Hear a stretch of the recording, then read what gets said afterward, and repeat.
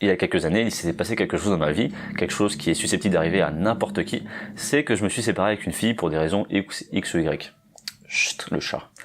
Ce qui s'est passé ensuite, c'est que j'étais dans une tristesse pendant 1 an. J'ai mis 1 an à me réparer psychologiquement et émotionnellement, et je voulais arrêter de souffrir, je ne voulais plus souffrir, je ne voulais plus être triste.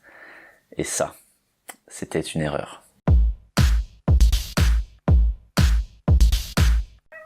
Miaou, miaou, miaou, miaou, miaou.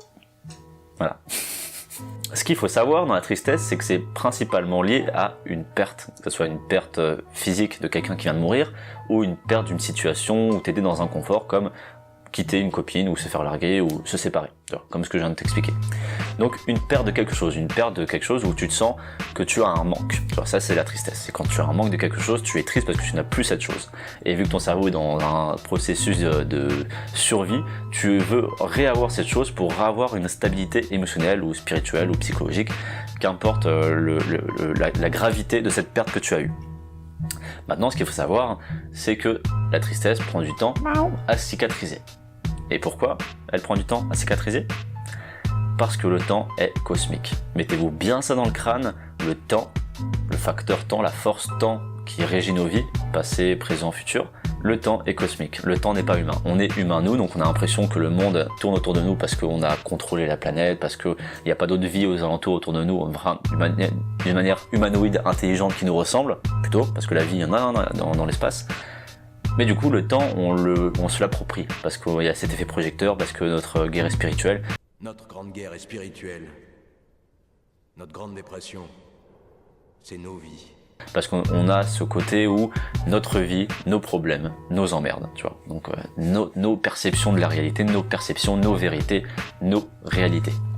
Sauf que le temps est cosmique. Donc le temps, par exemple, il met des milliards d'années à créer une planète, des milliards d'années à la détruire. Et toi, petit humain d'une période de 100 ans de vie à peu près, t'es qu'un grain de poussière dans cet amas de temps pharaonique, monstrueux, tellement inimaginable à quantifier. Donc tes problèmes qui te prennent du temps humainement, c'est-à-dire par exemple moi je t'ai dit que j'avais mis 1 an à me réparer, ça paraît très long, il y en a parfois c'est genre mettre 10 ans, parfois une vie, tu vois, mais ne serait-ce que par exemple même 15 ans, imagine tu mets 15 ans à guérir de cette tristesse, et ben c'est rien du tout face au temps réel qui lui est cosmique. 15 ans sur 1 milliard d'années, pour lui c'est rien du tout, tu vois. Donc le temps est cosmique.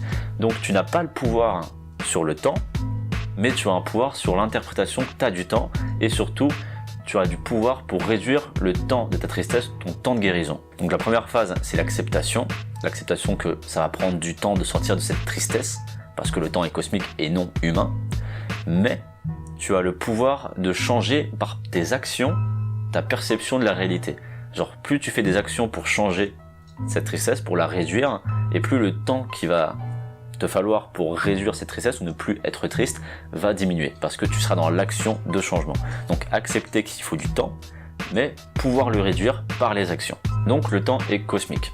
Si tu en savoir plus sur la tristesse, pourquoi tu es triste, d'où vient la tristesse, et encore plus d'explications sur le terme du temps qui est lié à la tristesse, ou plutôt que la tristesse dépend du temps, je t'invite à aller dans la description, tu trouveras une formation sur la compréhension de ces émotions. Pourquoi comprendre ces émotions? Pour pouvoir les contrôler. Pourquoi contrôler ces émotions? Parce que lorsque tu vas passer en action, tu vas avoir des émotions, parce que tu seras dans de nouvelles actions en dehors de ta zone de confort, dans l'improvisation, donc tu auras des choses nouvelles à interpréter. Et si tu contrôles tes émotions, tu pourras mieux contrôler et t'adapter aux environnements nouveaux qui changent dans ta vie. Donc c'est la première étape dans toute personne qui veut changer quelque chose dans sa vie. D'abord il faut passer à l'action, mais avant de passer à l'action, il faut avoir un contrôle sur ses émotions pour pouvoir être stable au passage à l'action et ne pas faire n'importe quoi et que tes actions empirent tes états émotionnels que tu n'as pas compris ou réparé. Et c'est ce que je te propose dans la description. Maintenant, je te dis à la prochaine. Abonne-toi. Tchuss. On est des conquérants.